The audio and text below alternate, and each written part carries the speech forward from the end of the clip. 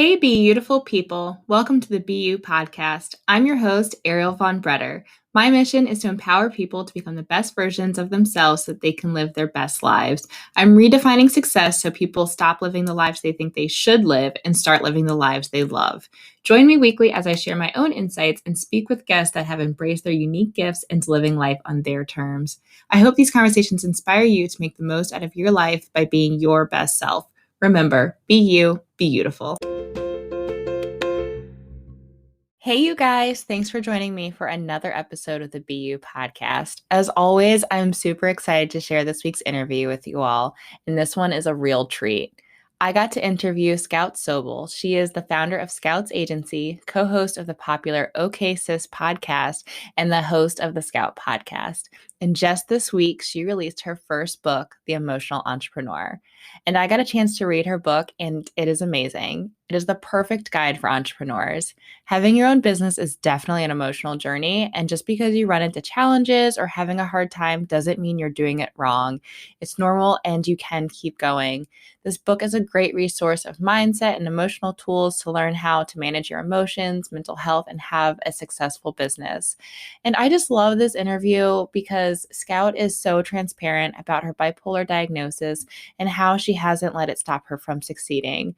She is amazing proof that you can embrace all that you are and have success on your own terms. Enjoy this episode and please go buy Scout's new book. It is amazing and the link is in the show notes. So enjoy.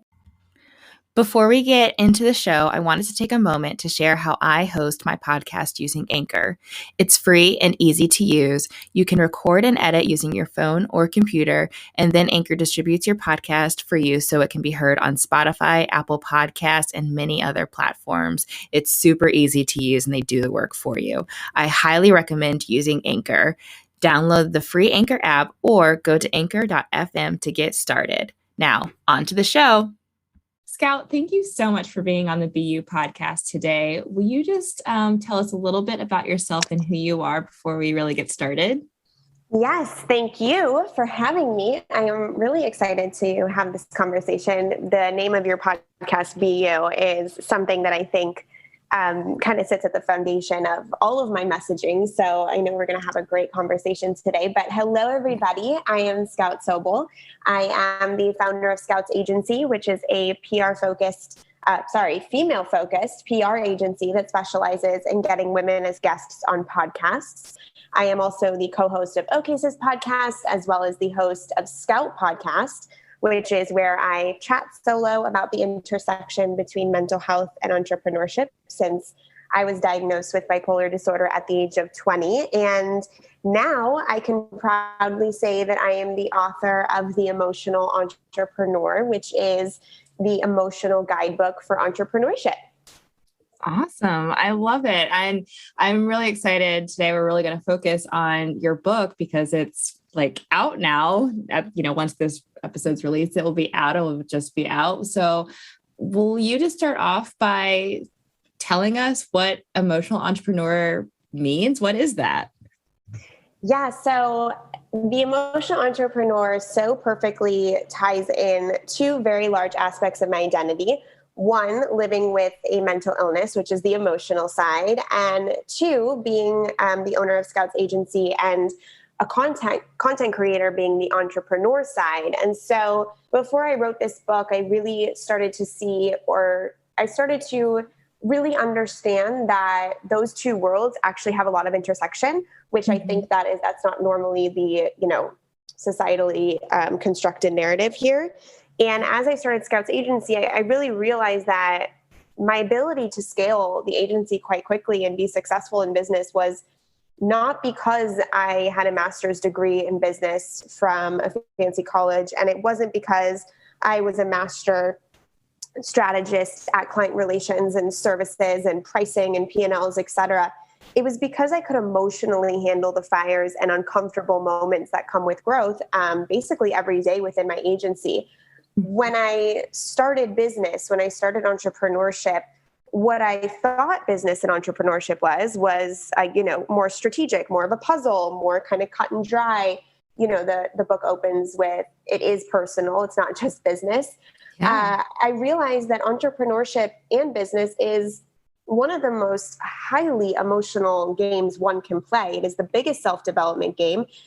Being the owner of something, putting yourself out there, as I'm sure you know with this podcast, it'll highlight your strengths and it will really highlight your weaknesses as well. And so I really saw a lot of other women who weren't even stepping into the game, not because they didn't have the resources, not because they didn't graduate with the right degrees, not because they didn't even, not because they didn't have money or the investments, not because they didn't have the resources, et cetera. It was because emotionally they couldn't fight fear, develop a different relationship with risk and uncertainty, et cetera. And so as all of this was happening to me, as I was healing from my bipolar disorder and really finding my place as an entrepreneur, I recognized that the intersection is not just an intersection, but the foundation of what it means. And so that's where the emotional entrepreneur came from. I love that so much. And you are so right. Like they are so intertwined. And I think especially as females, like it's like, yes, with business, like you see it as like, oh, you got your strategy, you got your plan, and you just knock it out and you do it. But it's not always that easy. Like there's so many things that our emotions are tied to. And I personally have really dealt with that. And that's, I actually started out really wanting to coach women focusing on business and helping them build their business. But then, as an entrepreneur myself, I just realized like you really have to be solid, like with yourself, if you want to have a solid business. So that's kind of like why I'm focusing more on, the individual and like getting that foundation. So I'm just all about what you're saying. I love it. Yeah. Business is only as strong and foundational as the owner is. Mm-hmm. And so I would really like to kind of go back and talk about your bipolar diagnosis. I love that you're open about it. I think that so many, like now mental health is becoming more of a hot topic. People are being a little bit more open about anxiety and depression, but I feel like I don't hear a lot about bipolar. So I really love that you're honest and open about that. So I just am curious if you'll share with the audience a little bit about your story with that.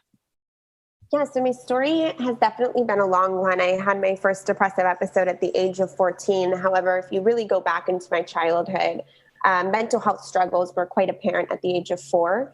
When I first experienced anxiety, I really kind of started socially isolating as a young girl, et cetera. But my first real depressive episode was when I was 14, and I was placed into therapy at that time. However, as a teenager, my parents and my therapist weren't necessarily convinced that this was a mental illness because it could potentially be chalked up to teenage hormones, which I believe, that was a blessing for me because it allowed my story to play out in the exact timing it did versus suffocating and giving me a very intense diagnosis and treatment very young. Mm-hmm. So it wasn't until I left for college that I started developing a sense of paranoia and psychosis that really was showing everyone and myself that my mind was having me exit reality and enter into a new one that it concocted for itself. Yeah. And once I started exhibiting behaviors, or I shouldn't say behaviors, once I started experiencing certain things, such as waking up in the middle of the night, being completely frozen in fear because my mind convinced me that a man was in my closet waiting to come harm and kill me, and I would plan escape route after escape route. That's really when my parents and my therapist decided to take this a lot more seriously, and psychiatric medication was included and involved into my treatment plan. And I had to drop out of college by the time I was actually given the proper diagnosis of bipolar disorder, because back then, 10 years ago, I think maybe Instagram had been around for a year, if that. Yeah. So Mental Health Awareness Month, #self-care, these conversations were just so far from mainstream culture that I really thought that I was done for. I really did. Yeah. I didn't know anybody who had this disorder. I really didn't even know anybody that dealt with severe depression.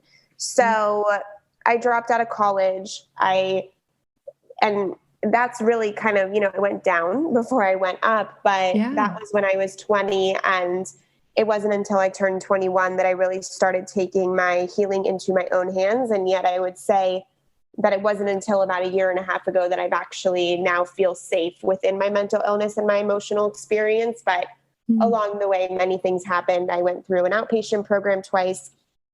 They locked me up in a 5150, which was terrifying. I Yeah. started developing new symptoms such as catatonia, where my entire body becomes paralyzed and my motor functions significantly and cognitive functions significantly slowed down for sometimes up to hours on end.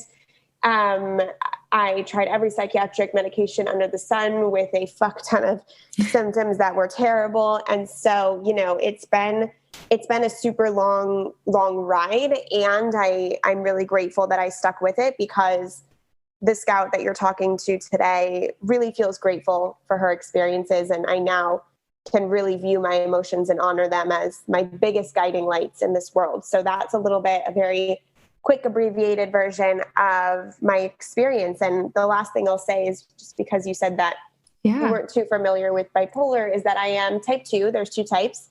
Mm-hmm. The first type leans more towards mania and psychosis, like psychotic episodes. I lean more with type 2 towards depression. So while I deal with hypomania, which is slight mania, my biggest kind of mood swings come through depressive episodes. Wow. I mean, yeah, you definitely have had quite the journey with that. And like, what does that look like for you now? Like, is it stuff that you still kind of deal with, or is it all managed? Like, tell us a little bit more about that. Yeah. So now, it's interesting. I think I'm finally at the point where I can just experience life as just a human. I experience emotions that come and go, and I can identify them as just part of the human experience versus catastrophizing them and going down a rabbit hole of intense emotions. There are definitely times where the emotions that visit me, I can identify as belonging more to the mental illness side of me versus just the everyday human side of me. And there's a very clear distinction now, where I believe that when I felt just human experience normal emotions, I would get so scared that I would actually kind of self-prophesize them getting really terrible. So today I'm able to really delineate those 2 experiences.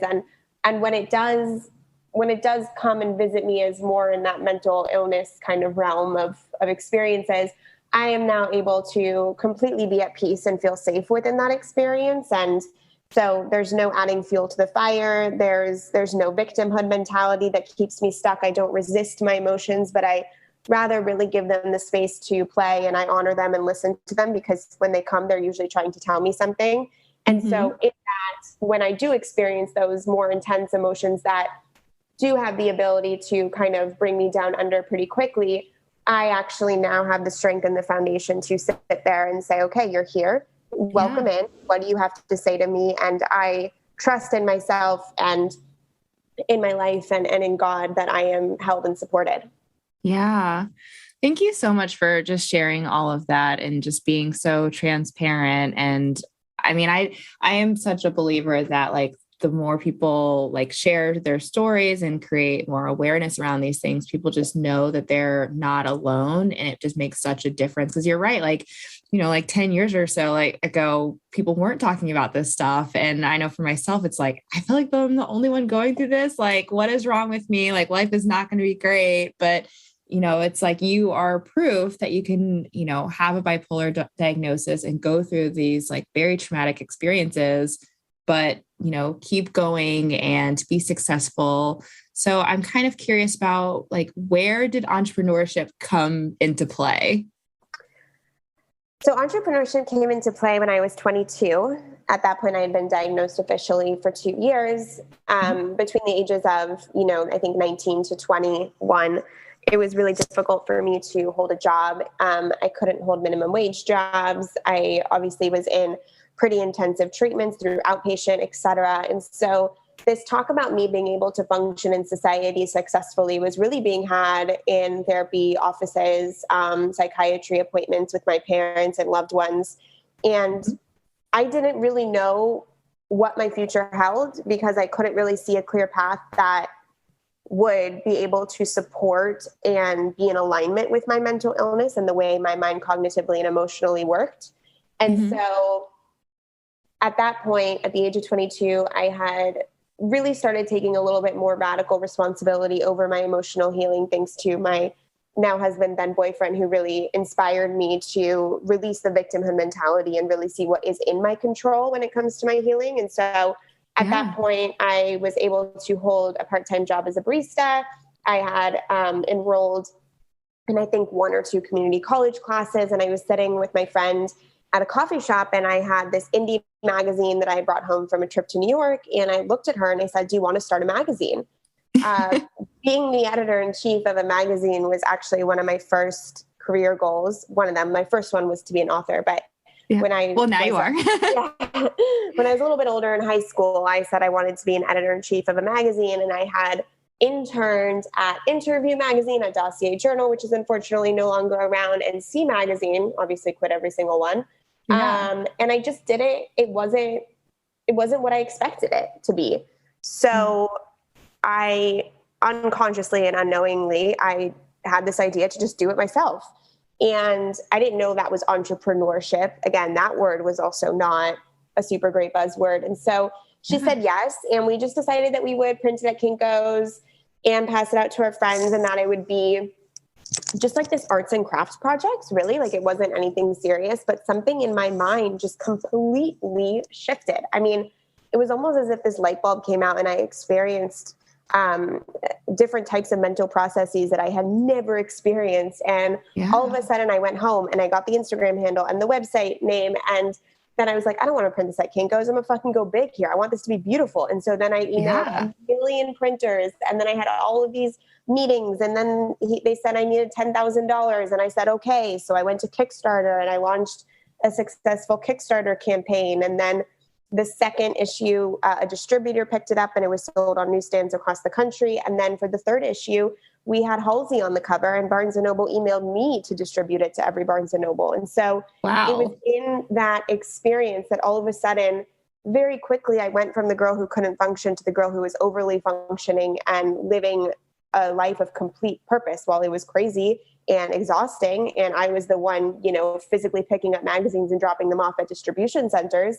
It showed me a framework that not only could I bear at the very least, but that I really wanted to be a part of. And so it was through that experience that I really knew that working for myself was the only way to really, really ignite my potential. Yeah, that's amazing. I always love when people listen to just the smallest little inkling of you should do this, and then they just run with it, and it turned out to be so successful for you. And it's the only way to live, if you're listening to this and you're not following your inklings, follow your inklings. Yeah. And don't care about the outcome. Who gives a fuck if it fails? Who gives a fuck? I'm telling you, no one. No one. Right. And so just do it, because that's the only way I've lived my career. And, it got me into trouble at times, quote unquote trouble. I got knocked down. I had many different iterations. It wasn't until I was 27 that I started Scout's agency and really found entrepreneurial success financially. But, those 5 years in between that was just me following my inklings. That's amazing. And I mean, did you ever have any kind of doubts with this, or what were your emotions during this time? Which time? When you were with the magazine? Oh, no, I think I have one of my strongest assets, I think, or strengths, whatever you want to call it, when it comes to pursuing things, is that I don't actually think about it too much. I just take action. I think the thinking about it part is where people get stuck and can create scenarios in their mind and catastrophize quite quickly. Yep. So I've never really had self-doubt, just because when you do something that feels so great in your body, I was really just following that. And so my personal power, my sacral chakra, I always say, has been very strong. Yeah. And so fear of failure or self-doubt has never really been in my lexicon. It doesn't mean I haven't felt those, of course. Yeah. It's just that I am connected to something greater than those emotions that quite honestly don't serve us in any capacity for the most part. And so I'm with my emotional experience. I think I had the foresight that sometimes your emotions are trying to keep you safe. Mm-hmm. And, keeping me safe was keeping me depressed. And so the only other option was to actually do what I wanted to do. Yeah. I really love that. I mean, I am such an overthinker, and so I'm like, you have like a superpower not to overthink, but I really love what you just said about like keeping yourself safe was keeping you depressed. Cause I do think that there is like this connection between like anxiety and depression of like not like taking action. Like if you don't just take the action, then you're just like, it's in your mind and it just makes everything worse. And like you said, catastrophizing, and then it's just like a downward spiral. Yeah. So, In my book, I have a chapter called Your Anxiety is Trying to Tell You Something. yeah. And I think getting really in touch with your anxiety is so helpful because for me, my anxiety tells me two things. One, it tells me when I'm exiting my comfort zone and about to do something that is unfamiliar and therefore to my body unsafe. Right. In that moment, I thank my anxiety for looking after me, for caring about me, for showing up to let me know, hey, we're exiting what we know to be familiar. And so warning, real quick, can you come back to the comfort zone? And in that moment, I get to say, thank you so much, anxiety, for visiting me. You really care about me. Wow, you really care about me. And I just want to let you know we're really safe right now. And we're going to go and we're going to prioritize growth over stagnation to feel safe. And then once you can tell your anxiety that, the anxiety then knows, okay, we have a purpose here. We have a mission. And then anxiety can visit us when we're out of alignment. So anxiety can literally tell us, hey, no, that's the wrong way to go, right? So it's a very subtle difference. And acknowledging the fear in both scenarios is very important. But once you can develop a really intimate relationship, I pretty much always now know, I always know if my anxiety is telling me, hey, you're about to put yourself out there in front of a bunch of people. You sure you want to do that? Okay, that's fear. I'll move forward anyways. Yeah. Or what the fuck? Why did you say yes to that client? You're fucking done. Like, you don't have the capacity for this shit. I'm like, okay, out of alignment. Got it. So if you listen to your anxiety, it has a lot of wisdom for you. Yeah. I mean, and how do you, like, since it can be such a fine line, like, how do you kind of distinguish if it's, like really trying to be like, no, this is out of alignment versus like, it's just a little bit out of our comfort zone. Like, is it just kind of the more you notice it, or how do you create that distinction? It's being really connected to what you want in this world. And it's that personal power chakra. It's really, really fine tuning that. And the best way that I've found to do this, especially in the beginning, this is I don't know if you're familiar with Shaman Durek, but I read his book and he said, I don't know what he calls it, but I'm just going to call it the yes-no method real quick, where when you're neutral, right, you don't like have anything really to think about, which is very rare, but you know what I mean? Yeah. Sit there and close your eyes and picture what a yes feels like in your body. What does a yes feel like? Think about getting an award, or think about starting a company, or think about even like eating pasta for dinner, like whatever is a yes. Yeah. Feel what a yes feels like in your body, and then feel what a no feels like in your body. You will see a very, very distinct difference. The yes will probably give you a sense of calm with that adrenaline rush. The no will probably feel heavy and anxiety inducing. And so when you experience anxiety, you can get really, really, you can bring the thing to mind that you're anxious about and put it through the yes-no method. I think that's a really great way in getting in touch with your body, for starters. Yeah, I love that. I think that I can just see how powerful that is. And yeah, there's so much to that. So I want to get into your book, The Emotional Entrepreneur. I mean, you already kind of told us what that meant, but where did this idea for the book come from? As I said earlier, my first career goal that I ever imagined or I ever remember thinking of when I was probably 5 or 6, maybe 7, who knows, was to be an author. The minute I learned how to read and write, that's what I wanted to do with most of my life. I want to go to camp. I wanted to sit in my room and read and write, kept a diary my whole life. And I also knew that I wanted it to be nonfiction. I'm not a fiction writer. I definitely integrate creative writing techniques into my nonfiction. I'm a big fan of prose, et cetera, and poetry. And so writing a book I always knew was in me. And it's actually the only thing I think in my career I've ever pursued that I let marinate and wait for its arrival, which is very interesting for me. Usually when I want to do something, I do it immediately. So writing the book, over the years, I'm going to start writing, and I'll write like 3 pages or 20 pages and be done with it. Something came to me this time, and it felt as if it was the right moment. And in being the right moment, it really kind of flowed out of me, truly. I started with, should I do it like a memoir style? And I was working with Ria over at Right Way on the proposal. And, she very kindly let me know that that's my ego and no one wants to read my memoir yet. So I started really thinking about, not about me, right? Not about what I want to write, but rather what I have to offer other people, and where other people can find comfort and growth and strength and inspiration from my lesson, from my life journey. How can I take the pain I've experienced and alchemize it into gold? And I had done that in my own life. And so I wanted to do it with this book. And so I have no idea how the emotional entrepreneur came to be. All I remember is that I thought to myself, okay, well, let's set myself up for success here. I only write short things. I can't write long things. So let's have shorter chapters, right? And each chapter is going to be a different topic. And this is not going to be a book that examines one topic very, very in depth, right? There's going to be a whole book on any 25 of these chapters. You can do a book on anxiety, right? That's a good example of that. So I said, this is my first book. I want it to really match where I'm at in my life right now. So I came up with this idea of 25 lessons, having them be shorter lessons, and me just packing the full punch that is needed, kind of cutting the excess fat and just getting to the point. And then I knew it was going to be about the intersection between mental health and business, and was going to help entrepreneurs.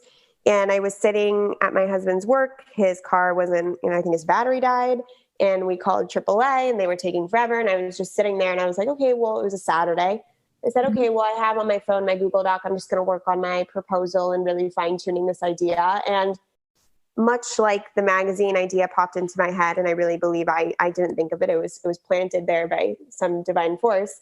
The emotional entrepreneur came up in my mind, and I felt my whole body, fuck yes, right? In my body, was yes. And I saw a movement, a brand, something much larger than a book in that name. And I emailed it to the woman I was working with, Ria, and she didn't answer me. She answered a different thing. And so I thought, oh, I guess she doesn't like it, right? And a couple of days later, I said, oh, well, she's like, oh, so how's the name, idea going? Do you have any more? And I was like, oh, well, I had thought about the emotional entrepreneur, but I guess it's not the right fit. And she had just not seen that email on Saturday. And she responded with, that's it. That is it. And so, listen to your body when it's a fuck yes. Yeah. I mean, when I saw the title of it, I was just like, fuck yes. This sounds like something I need. It's just, they're so intersected, like we were talking about earlier. So I am excited to really see where this comes from. And I do love how you've laid out your book with the different lessons, and you say a little bit about your experience, and then have some journaling prompts in there. So I just I really like how it's done. Will you just tell us a little bit more of who this book is for and what impact you want it to have? Yes. So this book was written to the female millennial, just because that's who I am. That's who I really have the most interaction with, cultural analysis with, etc.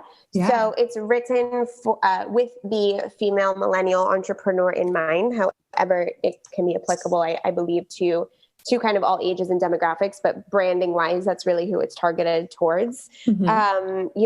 Lessons include lack mindset is a waste of time. You aren't here to follow rules. Your anxiety is trying to tell you something. Fear is the silent killer. Get an ROI on your pain. Actually believe in yourself. Failure is what gets you closer to success, etc. So the impact that I want it to have is I want women to read this, or men, and walk away feeling safe in their emotions, not just feeling safe in their emotions, feeling strong enough to walk through the emotional fires in the pursuit of growth and architecting a dream life and the purpose that they have in their head, I hope that my book gives them the emotional confidence to really implement those dreams. Yeah, I love it. And where can people find the book and get it? You can find the book on Amazon. It's probably the best place where we all buy books today. Yep. Just search The Emotional Entrepreneur, Scout Sobel. I will also give you the link so you can put in the show notes here so you can just easily grab it. And also you can follow me on Instagram at Scout Sobel because I will have the link to the book there in my bio. And you can also check out Okay Sis Podcast, Scout Podcast, Scouts Agency, etc. all on there. And we're doing some fun launch stuff. So come hang out there as well. Awesome. And how has being yourself led to your success? It's an excellent question. And I feel the answer in my body. It's just a question of how do I articulate it? Yeah. Who I am today is because I did not resist myself, right? Yeah. I didn't resist the mental illness. I didn't resist the emotional heaviness and uncomfortableness and challenging moments of my life. Actually, everything I have today, the reason I'm sitting here with you is literally because of who I am. Yeah. Because of the exact cards that I was dealt. But I'm not here because of the cards that I'm dealt. I'm here because I accepted that those were my cards to deal with. And I think that's an important distinction. We can all be ourselves because of the cards that we are dealt. And yet that can look like playing the victim, and that can look like standing in your personal power. So I suppose the me I am today is because I accepted that this is who I am, that I'm emotionally quite charged, and that I was willing to let those cards empower me versus destroy me. Yeah. I love it. It's just so well said. And do you have like a message that you want to leave with people today? Yeah, you're safe in your emotions. If you don't think so, ask yourself, wait a minute, I'm still here. That means you've survived every single one of them. Yeah.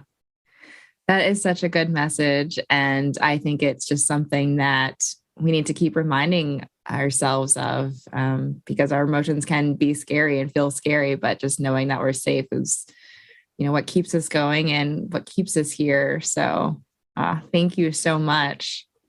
Thank you. This was such a lovely conversation. Yeah, so good.